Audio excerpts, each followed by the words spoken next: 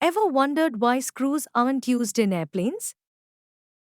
In the next few seconds, you'll learn why screws just don't cut it in aviation.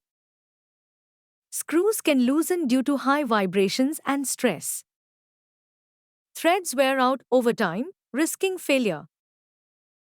Protruding screws disrupt aerodynamics, causing efficiency issues. Instead, airplanes use rivets.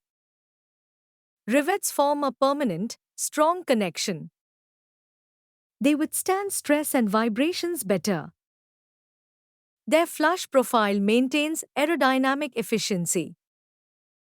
Rivets also provide a uniform and stable bond between metal sheets, enhancing the overall rigidity and strength of the airframe.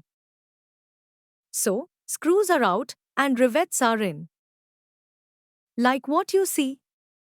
Subscribe for more.